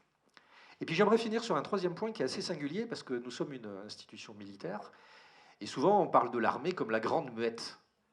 Et en fait aujourd'hui, il faut que les officiers ne soient plus des grands muets et ils ont un rôle de communication qui devient essentiel. Alors communication essentielle parce que l'institution de gendarmerie, elle est au cœur de la vie de la cité. Elle protège les citoyens, mais elle a des rapports avec les élus. Je pense que le directeur général a rencontré les maires hier et aujourd'hui. Elle s'intéresse à la vie des entreprises, évidemment, et puis elle est en contact avec d'autres grands services de l'État. Donc, il y a la communication traditionnelle telle qu'on peut l'imaginer, l'information, la valorisation de l'institution, qui est capitale. Et puis moi, j'aimerais finir sur un point qui est assez inattendu et intéressant, c'est qu'il doit être un leader communicant numérique. Parce que là, aujourd'hui, nous sommes dans un monde ultra connecté. Le sujet de la marque employeur, de l'attractivité des talents que vous avez évoqué, Madame la Préfète, est absolument capital. Enfin, je partage à 100% ce que vous avez indiqué. Et donc, nos leaders doivent avoir une maîtrise de la communication numérique. Alors, ce n'est pas forcément la partie la plus simple de leur métier.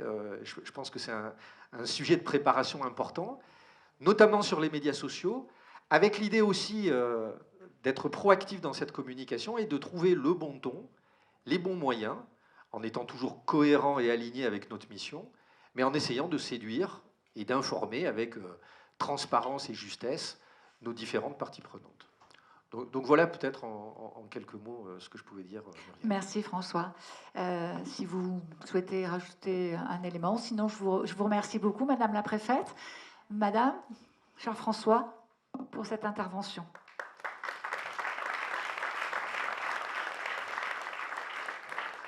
Alors nous allons rentrer dans le vif du sujet avec notre troisième table ronde et sa thématique sur l'approche partenariale intégrée du Development Center de la Gendarmerie nationale. La philosophie de la mission des hauts potentiels de la gendarmerie se caractérise par trois affirmations: éclairer, accompagner, développer. Cette philosophie s'affirme davantage aujourd'hui au travers du Development Center et de son approche partenariale intégrée. Pour en parler, je demande au général Frédéric Boudier, à Madame Catherine Ferrioli-Gavin et à Monsieur Driss Aïdoussef de bien vouloir me rejoindre. Général, vous êtes depuis août 2020 le chef de la mission des hauts potentiels de la Gendarmerie nationale, en charge d'animer la politique d'accompagnement et de développement des compétences individuelles des officiers supérieurs au profit du projet collectif porté par la gendarmerie. La mission des hauts potentiels de la gendarmerie est d'accompagner les cadres dirigeants présents et futurs dans leur parcours de carrière, en favorisant leur montée en compétences globales bien sûr, mais tout en tenant compte de leur profil talent. Avec le Development Center, tous les hauts potentiels par postulat, tous les officiers lauréats du concours de l'école de guerre vont systématiquement entrer dans ce dispositif d'accompagnement. Pouvez-vous, Général, nous présenter les objectifs du Development Center? Comment celui-ci s'articule-t-il et quelle est son originalité? Et de quelle manière ce dispositif contribue-t-il au développement des officiers concernés? Oui, alors c'est vrai que depuis tout à l'heure, on décrit beaucoup le bolide, c'est-à-dire le Development Center, et là, vous m'invitez un petit peu à soulever le capot et à vous dire un petit peu ce qu'il y a dans le moteur. Donc je vais rentrer dans quelque chose d'un peu plus pragmatique, sans doute. Tout d'abord, je vais vous dire ce que ça n'est pas, le Development Center. Le Development Center, ce n'est pas un outil de sélection, et le directeur général l'a dit tout à l'heure. C'est avant tout un outil de développement individuel qui est mis en œuvre dans une logique bienveillante. Alors, cet outil, il répond finalement au double souhait du directeur général de mieux connaître ses officiers, arriver à un certain niveau de leur carrière, et dans le même temps d'être en mesure de développer leurs compétences. Alors, ce Development Center, on l'a dit, il est mis en œuvre par la mission des hauts potentiels de la gendarmerie, qu'on appelle couramment la MHP chez nous, et qui est en fait une équipe, et ça je le précise aussi parce que ce n'est pas forcément le cas dans toutes les institutions, la mission des hauts potentiels, elle est distincte du gestionnaire. Et c'est important parce qu'elle permet en fin de compte d'offrir un regard complémentaire sur nos officiers et également sur leurs aspirations, leurs désirs de progression dans leur carrière. Parce qu'on part quand même du postulat qu'un officier qui est employé dans ce qu'il a envie de faire sera certainement plus performant au profit de l'institution que s'il est malgré nous dans une structure. Et cela, c'est aussi, cette action que l'on mène, c'est aussi contribuer au profit de l'institution à une gestion par la compétence, que l'on cherche bien sûr, comme beaucoup, à développer, à renforcer, et aussi à contribuer à une individualisation des parcours. Et le directeur général l'a dit tout à l'heure, ça fait partie du projet de transformation RH de la gendarmerie, qui est impulsé par le général de Oliveira.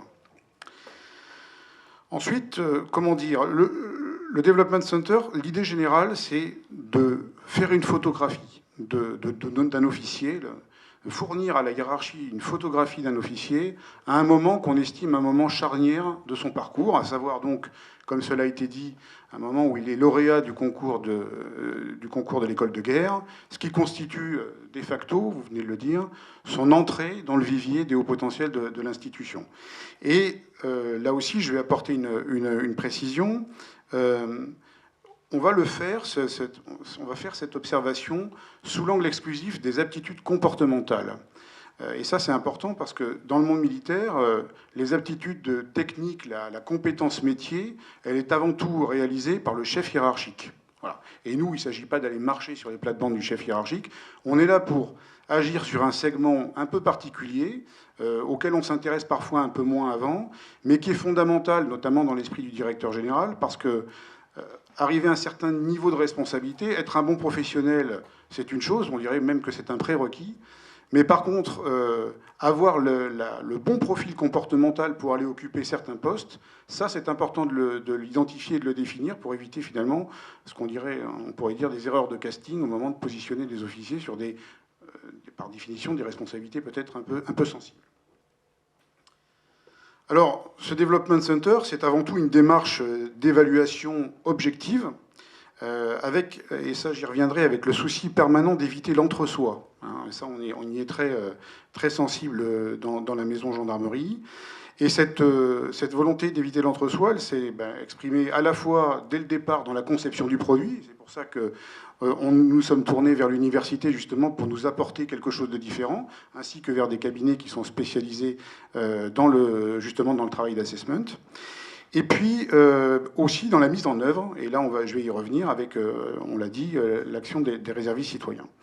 Alors, ce Development Center, c'est d'abord une combinaison d'outils qui se veulent complémentaires. Tout d'abord, des inventaires de personnalité. Ensuite, une mise en situation, avec des caractéristiques particulières, mais bon, qu'on appelle couramment un assessment. Un entretien de synthèse, qui est extrêmement important aussi, je vais y revenir. Et puis, une offre de formation, ce qui crée bien le volet, justement, développement, et pas seulement un assessment sec qu'on peut trouver dans des phases de recrutement dans certaines entreprises.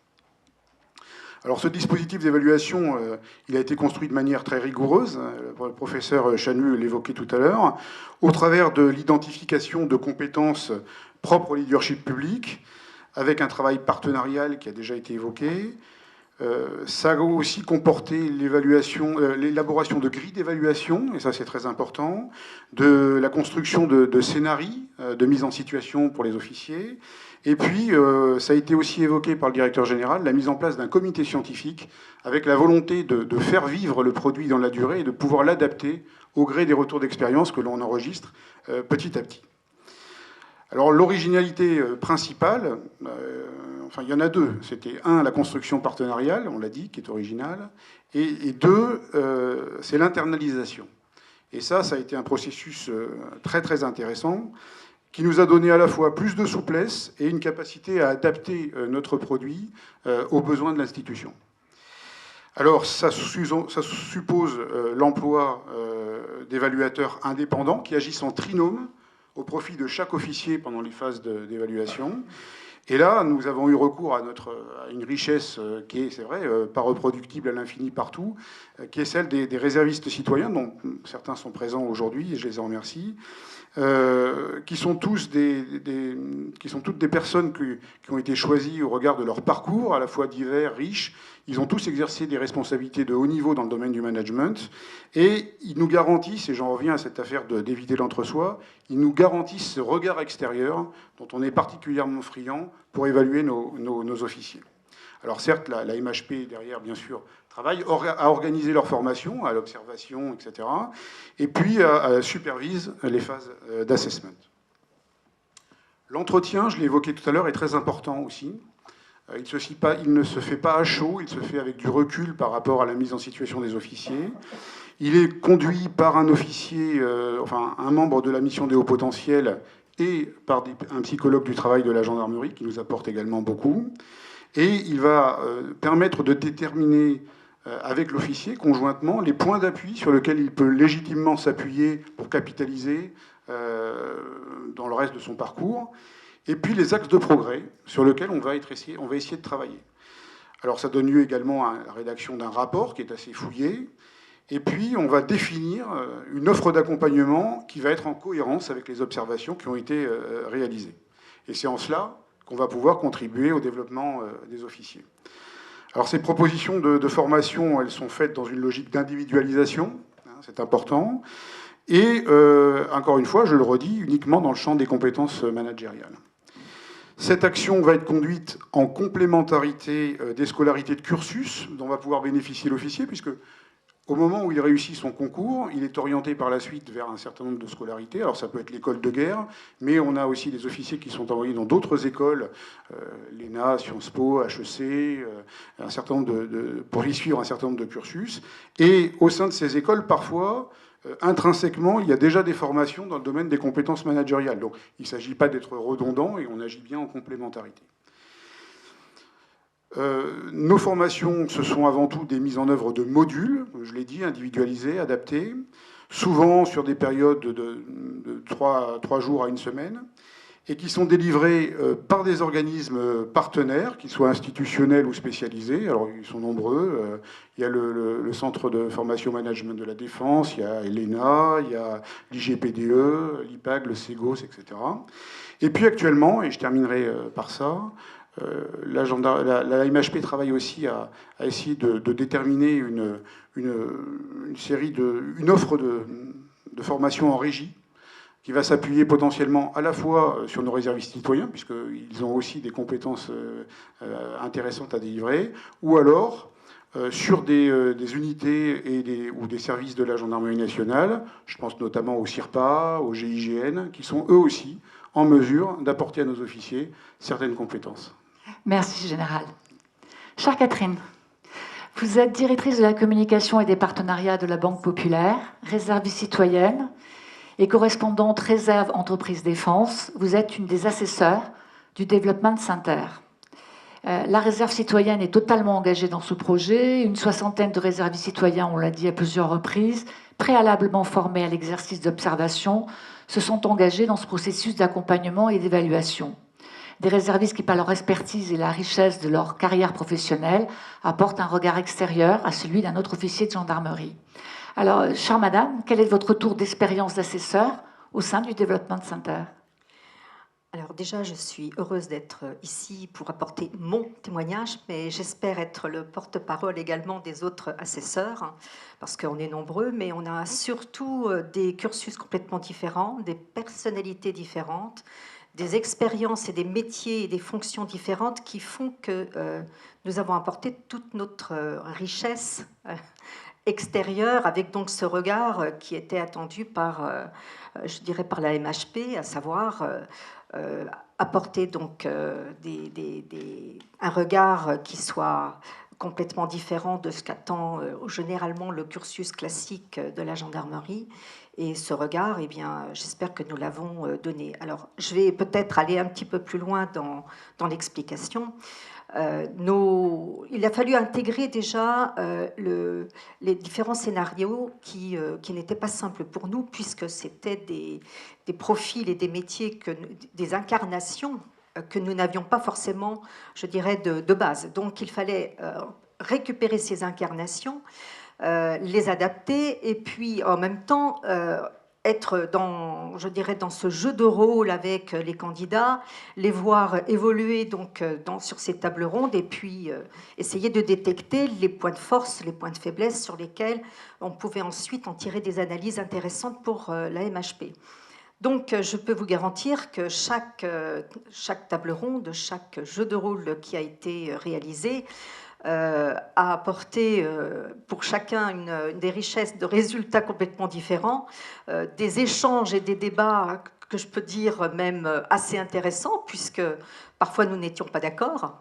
Donc il a fallu effectivement travailler sur les pourquoi nous n'étions pas d'accord, et ce n'est pas simple. Je peux vous dire que chaque réserviste citoyen ayant soi-même ses propres façons d'aborder les choses, on s'est retrouvé avec des résultats qui ne correspondaient pas du tout. Quand vous avez des évaluations qui vont de 1 à 4, et que pour certains c'était 1 et d'autres 4, il fallait effectivement argumenter.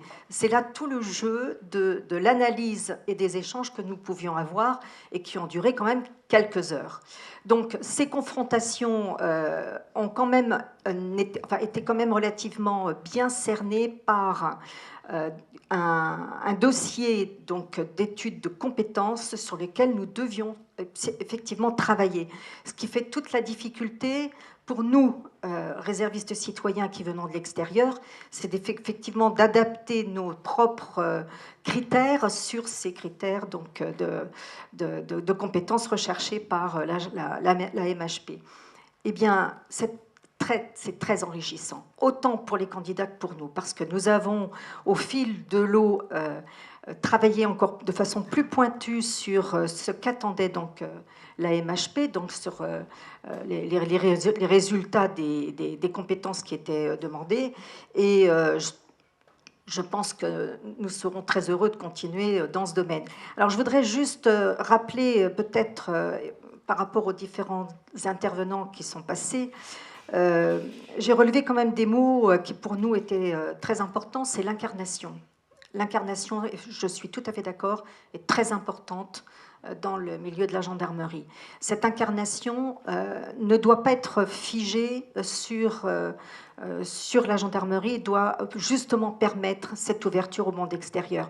Et ça a été notre rôle que de faire comprendre que l'incarnation, ce n'est pas que le reflet de la gendarmerie, mais c'est ce qu'on va apporter à l'extérieur. C'est ce regard et l'image de la gendarmerie sur l'extérieur qui sont en fin de compte les clients, ce sont les citoyens.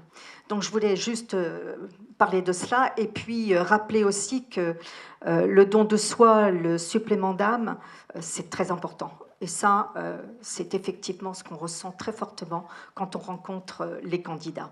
Donc pour ma part et pour conclure, je dis que je continue si la gendarmerie veut de moi. Mais je crois qu'elle veut de vous. Monsieur Desai-Doussalf, alors docteur en droit public, expert en matière de sécurité globale. Vous êtes depuis 2011 président de l'Institut Léonard de Vinci, qui accueille plus de 2000 étudiants. Vous êtes auteur de nombreuses publications, le dernier notamment sur la formation et l'encadrement des forces de police. Vous êtes aussi réserviste citoyen et aussi assesseur du dispositif Development Center. Il y a une particularité très intéressante dans l'Institut que vous dirigez, c'est l'existence d'un département soft skills qui initie, coordonne et permet une intégration de celle-ci dans tous vos programmes et parcours scolaires. Alors, cher monsieur, au-delà des mises en situation que génère le programme du Development Center auprès des 85 lauréats de l'école de guerre cette année, que souhaitez-vous leur transmettre comme message et comme posture? Et comment, d'après vous, cette formation axée sur le savoir-être va-t-elle les aider dans leur carrière future pour appréhender des situations complexes? Merci. Alors peut-être à titre préliminaire, je voudrais vraiment remercier la direction des personnels militaires de me donner cette opportunité de participer à ce projet qui est sur le plan humain une vraie découverte pour ce qui me concerne. Et bien que je dirige un institut de formation et un établissement d'enseignement supérieur, d'être confronté au quotidien avec des professionnels qui sont en position de repositionnement professionnel, de découvrir finalement ce qui peut être la difficulté au quotidien d'un adulte. Et donc on pense qu'on est toujours préparé, on pense qu'on est toujours au niveau, parce qu'on dirige un organisme, et au fond, j'ai vécu cet événement, cette initiative avec beaucoup de changements, en tout cas avec beaucoup de... J'ai vécu presque comme un parcours un petit peu initiatique, à commencer d'abord par la formation. On a une formation, alors je dirige un organisme de formation, donc partir en formation. Et donc j'ai été remis en cause dans mes propres croyances, en formation à la gendarmerie. J'ai trouvé ça c'était assez déroutant au début, parce que quand vous rentrez chez vous avec les documents, vous dites « oh, j'étais en formation aujourd'hui ». Bon. Et donc vous travaillez et vous prenez au sérieux. Et donc vous incarnez finalement, vous êtes dans une phase un peu d'expérimentation. Et vous vous préparez finalement à des mises en situation. Et ensuite vous mettez en œuvre finalement ce qu'on vous a appris en formation. Mais ce n'est pas de la mise en œuvre un petit peu au quotidien, c'est-à-dire que vous n'avez pas n'importe qui en face de vous. Vous avez des professionnels, vous avez des militaires qui consacrent leur vie à la sécurité du quotidien, sécurité de la nation. Et donc, vous en avez qui ont des personnalités, qui ont des parcours et qui ont des trajectoires de vie complètement différentes les unes des autres. Et donc, vous appréhendez ça différemment. Mais comment vous l'appréhendez? Vous vous dites, bon, bah, est-ce que je suis là pour le sabrer? Est-ce que je suis là pour le chatouiller? Ou pour en extraire un petit peu la substantifique moelle? Et vous ne comprenez pas au début. Au début, vous ne comprenez pas parce que vous les avez un petit peu en face de vous. Et donc, vous essayez de chercher un petit peu la petite erreur, vous essayez de mettre en difficulté, et puis quelquefois, ça peut presque vous amuser. Mais au fond, quand vous rentrez chez vous, vous dites « je pense que je suis passé à côté de quelque chose ». Et donc, vous faites un peu votre retour d'expérience. Et vous dites « il y a un truc qui n'a pas marché aujourd'hui. Et je pense que je dois intervenir peut-être différemment ». Alors, quand on vous confie une mission, vous dites bah, « vous êtes chef de mission, et là, c'est vous qui allez piloter le petit groupe », vous dites « là, vous êtes complètement remis en cause ». Et donc, vous engagez ce qu'on appelle des mesures un peu correctives. Vous n'avez plus la même approche. Vous approchez de manière un peu différente, vous évoluez le militaire, la CC différemment, vous allez peut-être le chatouiller, peut-être un peu moins, vous essayez de faire ressortir un peu le meilleur, vous êtes plutôt dans la pédagogie. Et au fond, quand vous terminez et que vous avez le sentiment d'avoir à peu près bien fait votre truc, vous dites, bon, qu'est-ce que j'en tire? Et ben, vous vous dites, bah, finalement, j'ai fait la même chose que le militaire que j'avais en face de moi. Ça veut dire que j'ai donné du sens à ce que j'ai fait. Ensuite, j'ai incarné un assesseur. On incarne un assesseur, parce que quand on le fait sérieusement, on incarne. Et puis ensuite, on se transforme. Parce qu'on est aussi là pour transformer aussi le militaire, et on se transforme. Et au fond, la conclusion que vous en tirez, et c'est aussi dans la droite ligne de répondre directement à votre question par une conclusion, finalement, les soft skills, c'est aussi deux choses. J'ai entendu le mot bienveillance tout à l'heure. Oui, il y a de la bienveillance. Quand on est manager, il y a aussi de la bienveillance. Et puis il y a un autre mot, c'est aussi l'humilité. C'est quand vous avez aussi à un moment donné des militaires en face de vous qui, à la fin, se remettent en cause, font preuve de beaucoup d'humilité. Ça, c'est aussi une grande qualité d'un manager. Voilà, merci. Vous en parlez tellement bien que ça me donne envie à tout un chacun de suivre ce parcours. Vous m'acceptez, général? En général, madame, monsieur, merci pour votre intervention.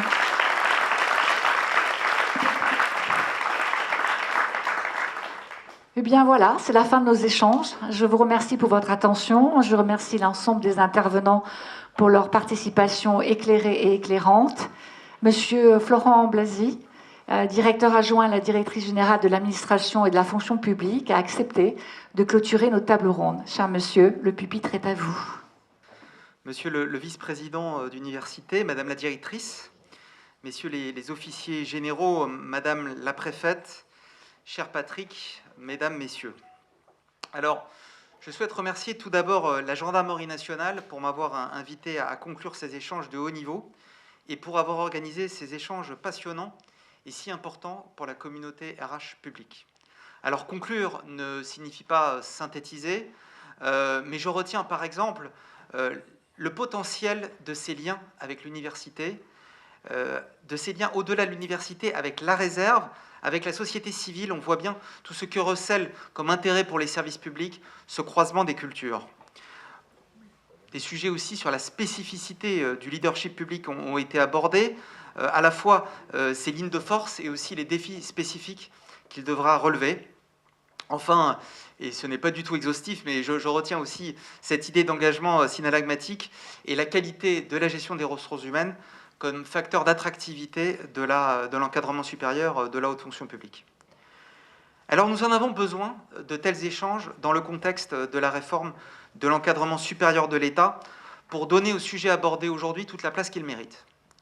Certains sujets focalisent l'attention et à juste titre, ils mobilisent notre énergie, des sujets essentiels pour l'État. Je pense bien sûr à la transformation de l'ENA en Institut national du service public, à la création du corps des administrateurs de l'État, au changement complet des modes d'entrée de carrière au sein du Conseil d'État et de la Cour des comptes. Mais ces sujets, aussi essentiels soient-ils, ne résument pas toute la réforme, et il y a aussi un autre aspect tout aussi important pour construire une haute fonction publique plus performante, c'est celui de l'accompagnement et de l'évaluation pour changer les pratiques des ressources humaines. Et sur ce sujet, on pressent bien que tant reste à faire pour l'encadrement supérieur de l'État. Alors, je vais y revenir rapidement sur la réforme de l'encadrement supérieur de l'État, sans prétendre à l'exhaustivité, ce n'est pas le lieu aujourd'hui, mais on verra bien, et je l'aborderai, en quoi, et ça vous apparaîtra évident, en quoi ce centre de développement de la Gendarmerie nationale nous ouvre la voie. Pour revenir aux origines, le point de départ, c'est la conviction que notre système actuel de recrutement, de formation et de gestion des ressources humaines de l'encadrement supérieur de l'État, s'il présente encore des lignes de force, Madame, vous avez évoqué l'engagement notamment des hauts fonctionnaires, et ce n'est pas, je pense, questionné, doit être quand même profondément revu. Pour faire face aux nouveaux défis, j'en citerai quelques-uns, l'attractivité, la diversité, les nouvelles exigences de l'action publique. Je ne veux pas apparaître comme un oiseau de mauvais augure, mais on pressent tous que le futur s'annonce chargé en difficultés, en nouveaux défis, pour ne pas dire en menaces. Et pour y faire face, l'État devra compter sur une haute fonction publique performante, perçue comme légitime, ouverte.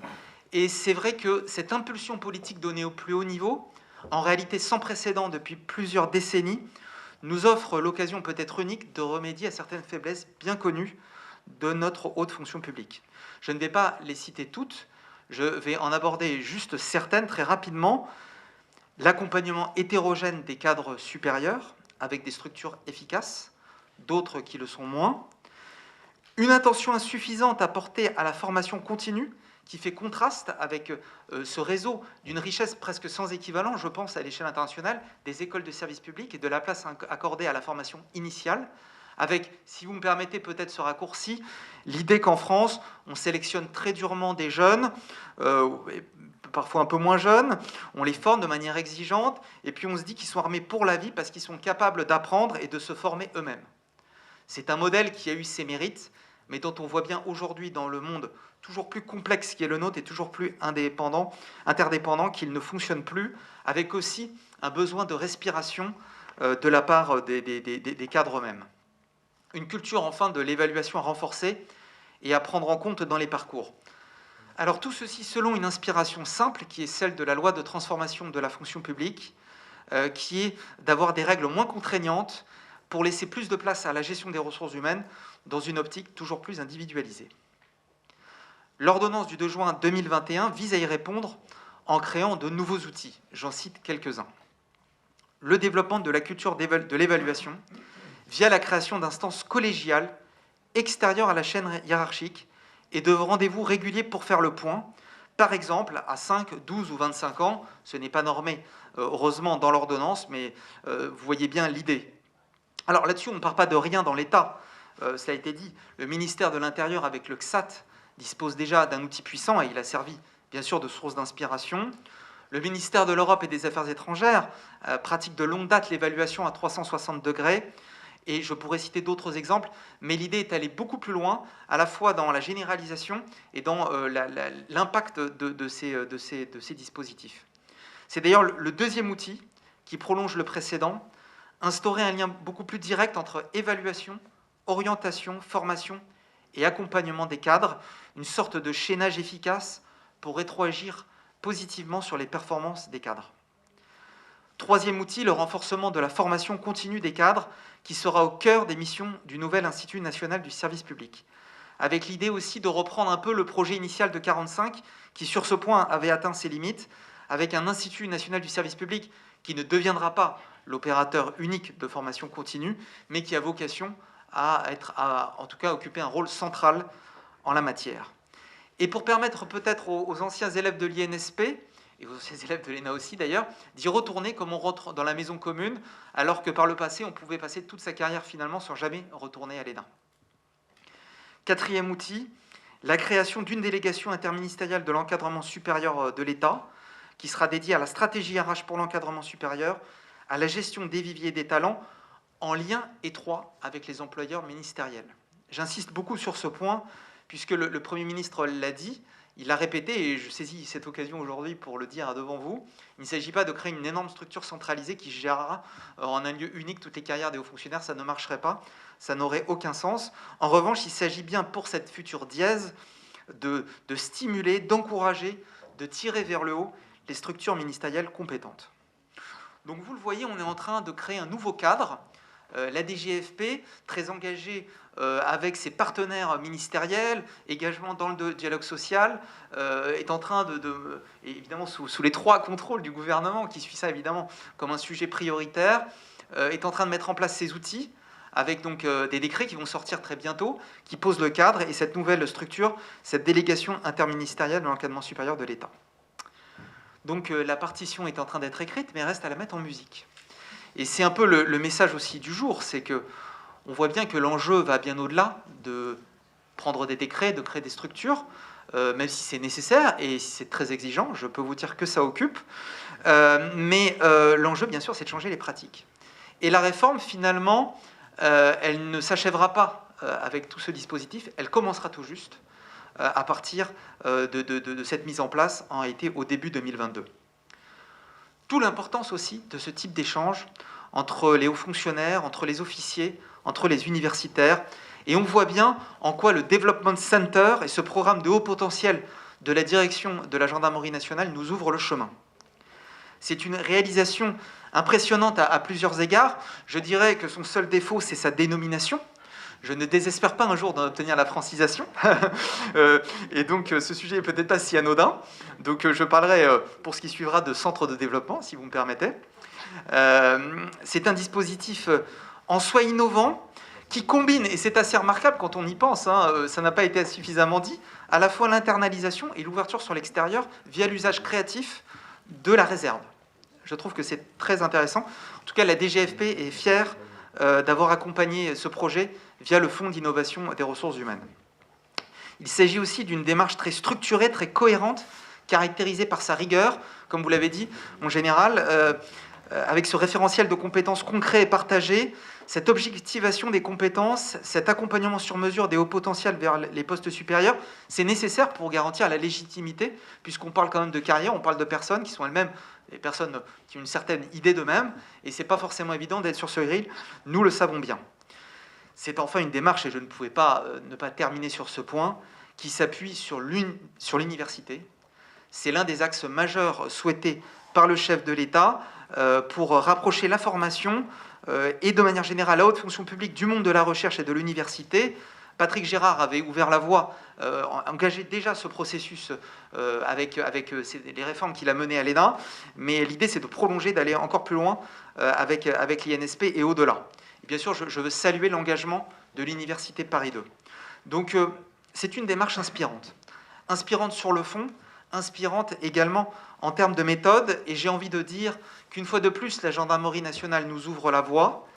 C'est le cas, nous le savons, des forces armées en général. Nous parlons du centre de développement de la gendarmerie, mais on pourrait parler aussi de l'école de guerre, dont on sait qu'elle inspire aussi, du parcours RH qui valorise la mobilité, le passage par le terrain, du travail qui a pu être mené sur la marque employeur.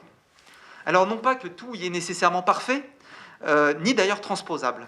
Les leviers et les contraintes sont différentes dans la fonction publique civile, mais ce que je retiens, c'est qu'à la gendarmerie nationale, c'est un enjeu qui est porté au plus haut niveau, comme en témoigne la présence du directeur général, de longue date, avec toujours cette profondeur dans la réflexion et cette constance dans l'action. C'est ce en quoi vous êtes pour nous une véritable source d'inspiration. Rien ne se fera sans une GRH structurée, des structures outillées placées au cœur des administrations, des organisations publiques, et en particulier au sein de tous les ministères. Ce sera, je le pense, le facteur essentiel de réussite de la réforme de l'encadrement supérieur. Merci.